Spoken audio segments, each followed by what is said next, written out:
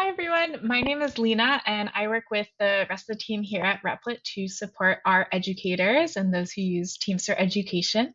And I'm just going to quickly go over some of the main functionalities of Teams for Education and walk you through how to set up a team and get it ready for all of your students. So first, we're going to log into our Replit account. This is what the homepage looks like. And I can find Teams here in the sidebar. If you're not seeing it, click on this hamburger menu and it'll expand. Go ahead and click on Teams. Now, I already have a couple of teams set up, and unlimited teams.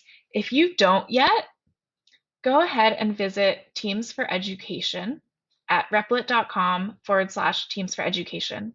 Here you can learn more, and you can also get a free trial and see what we're all about. Or if you're ready to jump in, go ahead and pay for an unlimited or a per class subscription. All right, so once you've got that set up, you can go ahead and click Add Team. Give it a team name. I'll give this one Replit Uni. Awesome. So from there, we can upload a team profile pic, or you can keep this great robot. And then you can invite your students. Now, you'll see I'm already in here. That's me, and I'm the owner. So usually the primary instructor is going to be the owner of a team. And then you can add other students, admins, TAs in a number of ways. The first way is to add them one by their username or email in this bar right here. So I could look up my other account and add it. That's by a username. You could put in an email and they'll get a notification to join your team. Or you can generate a team invite link by clicking the button below the list and share this link with your students. I love using this because I can just post it into my Canvas classroom, my Google Classroom, and they can join from there. And the last way is to invite them from a CSV. So if you already have a spreadsheet of all of your students with their names and their emails, you can upload that file and it'll bulk add all of them really, really quickly. For those of you who are concerned about privacy,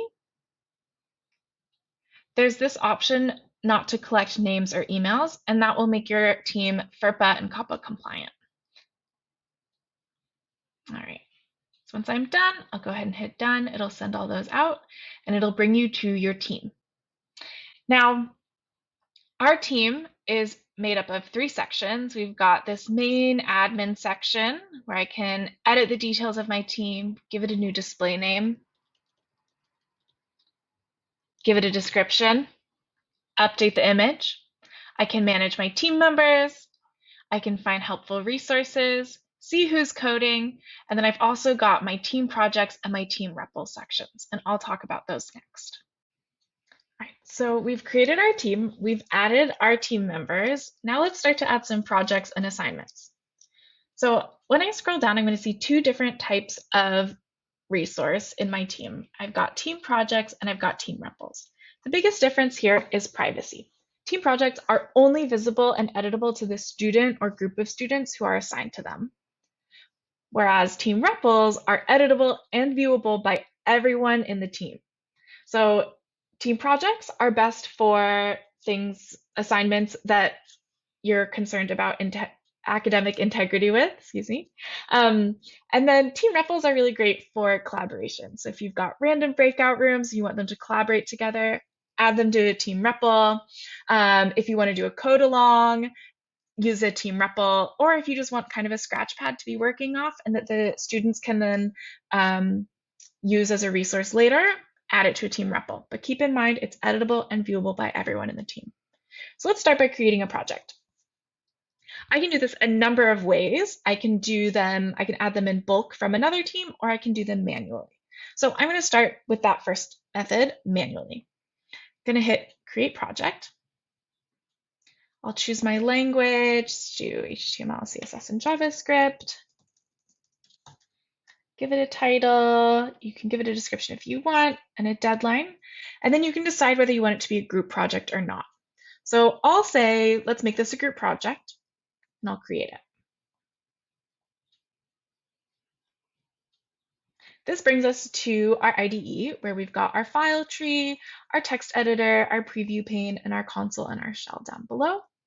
And this is where you're going to put all of the starter code that you want your students to work off of. So anything you want to already automatically be in the project as soon as they fork it, add it right here.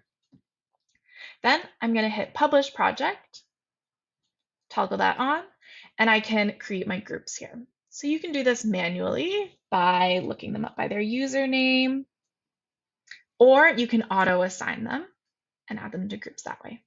I could also drag and drop folks into different groups just like that. So I'm just going to assign one of them for now. Hit save.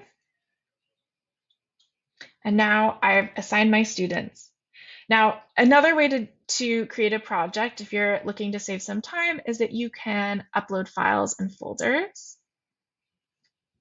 And you can also add projects in bulk from other teams. So let's say, for example, I have 2 different teams, and I want one of them, I've built it out. I have 1 million projects in it. I want to add a few of them to this other team. I can do that really, really quickly by hitting Share Projects. Create a new link. I'll select which projects I want to share, and I'll save it. Then I'm going to grab this link, open it in a new tab, and now I can select which team I want to add it to, select which projects I want to import, and then copy them over, and they'll be added to that other team. So this is hugely streamlines if you're teaching multiple teams with similar or identical projects. I'll go ahead and close out of that. Now you'll see I also have my teams organized into units here. This is super easy to do. All you have to do is change the name. So if, for example, I want to move my web project into unit 1, I'm going to open it up. And I'm going to change its title to unit 1/web project. Now, if I wanted it to show up at the top of the list, I could do add a 1, but I just want it to be in that folder. So I'm going to hit that, close out.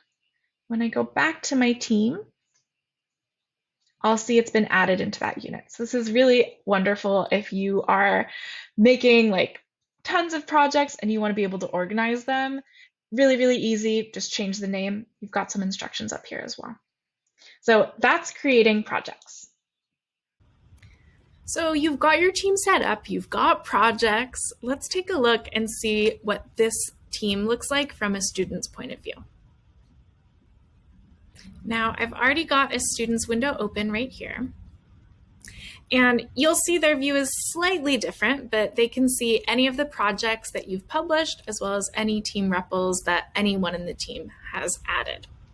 They can also see the status of their submissions, as well as the due dates and who their group members are. So for example, this student has not yet started this project, so it's going to say Start Project, but they've started these ones. And so let's take a look at Lab 1 and continue working on that. I'm going to open it up. And when a student clicks on Start Project, it forks that project so it's their own version. And so they'll see our project. In this case, this is already complete, so I don't need to add anything else. But they'll be able to submit it, and that will notify me that they're ready for us to take a look. Now, they're going to be, if you've added tests to your project, they're going to be reminded to run tests before submitting. It's a good habit to get into. So let's take a look at these tests. I'll run the test, and it passed. Awesome. So I'm in good shape. I'm ready to submit. So I'll hit resubmit or submit up here. Okay. And that means I've submitted it. That'll let my teacher know. Now, I also want to show you a few ways that students and teachers can collaborate. So for example, if my student is having trouble, they could highlight a bit of their code and start a thread at me and say, help, or please clarify, something like that. I'm gonna go ahead and run that. And that in turn would ping me. So let's take a look back at my teacher's screen. That would ping me. I'd get a notification up here And I can see Lena mentioned you in their project, and I'll be able to jump in right there. Now, there's lots of ways to collaborate in Replit. Annotations are one of them. So if I jump into this project, I'm going to take a look. Okay, I can add, say, you're doing great.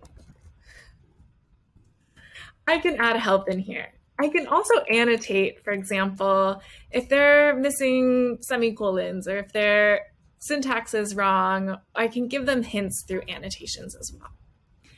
Now, there's also a chat window, so you can chat with them. I know this means this is super helpful since a lot of us are doing remote learning. Maybe you want to be off video for a little bit, so that's super helpful. Then you can also see as the teacher who is coding at any given time. So what's great is that I know my student's working, and so I can jump into the project that she's working on. Okay. And the last thing I want to show you is how this live process works. So if I open up my student's project, I can see what my student has highlighted right here. That's awesome. And guess what? She can see where my cursor is too. So if I highlight this line, she can see where I've highlighted. So this is really helpful, especially when you have students who are really having trouble finding where to add things. I love this ability to see where people's cursors are. When it comes time to grade and review student submissions, I have a few different ways that I can do that. The first is to go through one by one, project by project, and view submissions. So I would just click into view submissions, and then I can take a look at each individual project. I can also speed up this process by opening up one student's REPL.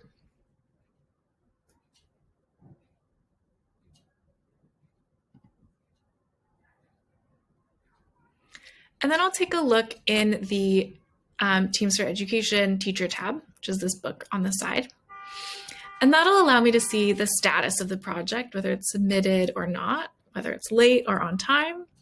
And it'll also allow me to unsubmit it. So if I'm like, try again, let's do this one more time, I can hit unsubmit. And I can also mark it as reviewed. So marking it as reviewed is only visible to you, the instructor, and so it'll help to speed up your process. And I'll show you how you can filter through projects that are reviewed and unreviewed in just a moment. So why don't I mark this as reviewed? And then you can also see the REPL history. So since I know a lot of you are concerned about academic integrity, this is a great tool. It's also really helpful for viewing submissions at the time they were submitted, because students can keep working and editing their projects even after they submitted. So if you want to take a look at just the specific time stamp, exactly when they submitted it, go to REPL history, and it'll give you all these different times so you can take a look. All right. Then in this pane, you can also navigate between student projects. So if I'm in Pi project, I've looked at this student's project, I'm ready to move on to the next, I'll just use these arrows, move on to the next student project. This one's not done yet, so it says not submitted. So I'm not going to bother grading it just yet. All right, so I've got one project reviewed, one project not. Let's see what that looks like now in my team. Okay, I've got a bird's eye view. I can see 1 of 4 projects were submitted, 2 of 4 were started. Okay, and I can view submissions, and I can also sort my submissions. So let's say you have a class of like 500 students, and you want to be able to only sort through the ones that you haven't reviewed yet. Go ahead and filter so it only shows not reviewed. Okay, there's a few other filters too. Just look at what's submitted, just look at what's late, etc., to help and streamline your grading process. Now, the last way I can review work is by using the overview.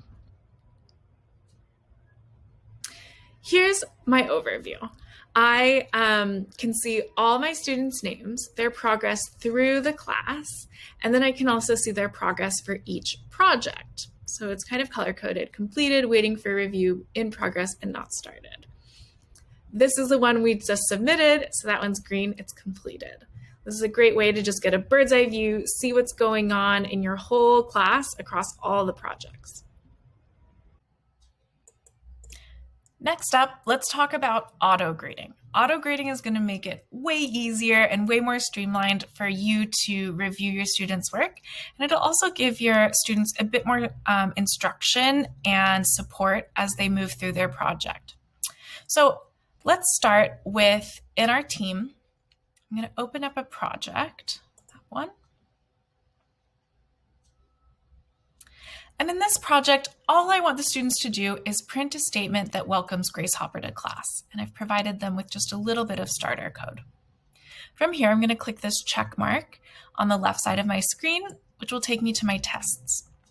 You'll notice there are two different types of tests. We have simple input-output tests, as well as unit tests, which can be written in Python, Java, or JavaScript.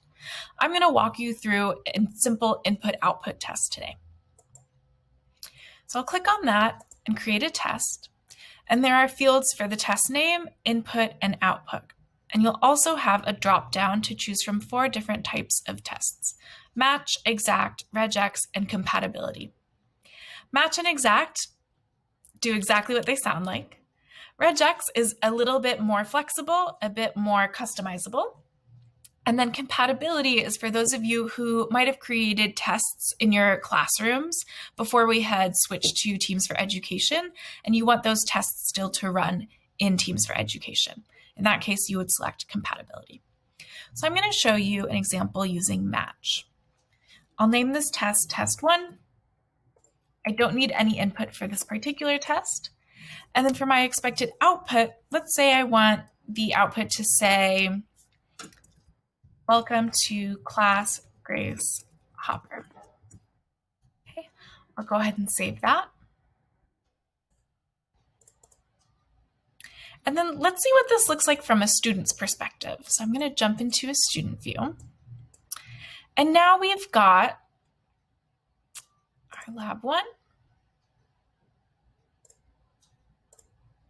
I'll refresh so that our tests show. Awesome. And I'm going to get a notification that tells me that there's one input-output test here.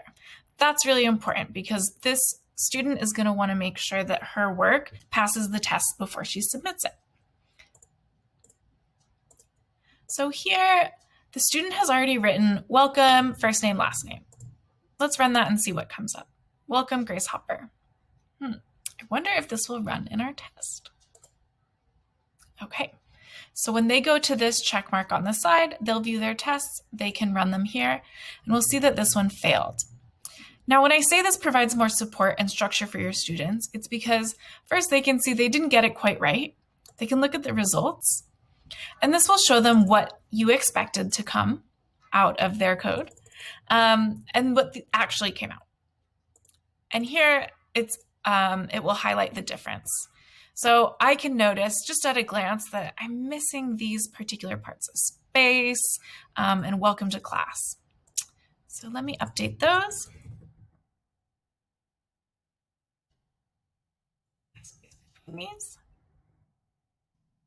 And I can run the test again, and it looks like it passed. Now, very important, if my tests don't pass, if my tests fail and I try to submit this, I'm going to get a notification encouraging me to run and pass my tests first. I can submit anyway, but it's probably a better idea if I get the test to pass first. So I'll go to View Tests, fix my code, run my tests until they pass, and then I'll submit. Awesome, easy enough. From the student's end, from the instructor's end now, I can jump in to view submissions. I can see that this was submitted. I can view the REPL, and I can even run tests and quickly view that this one passed. I'll mark it as reviewed and move on to the next one. If you need any extra help with your Team for Education, go ahead and visit us online at the link up above. You can find here links back to these videos, all of our documentation about teams, free curriculum, and helpful tips to make sure that your school is able to use Replit safely and easily. You can also check out our full documentation for Replit, ways to contact us and join our teacher community, leave us feedback or bug reports. And lastly, you can sign up and join our upcoming office hours to meet us in person along with other CS teachers and get help live. I hope to see you soon or talk to you soon. Happy coding!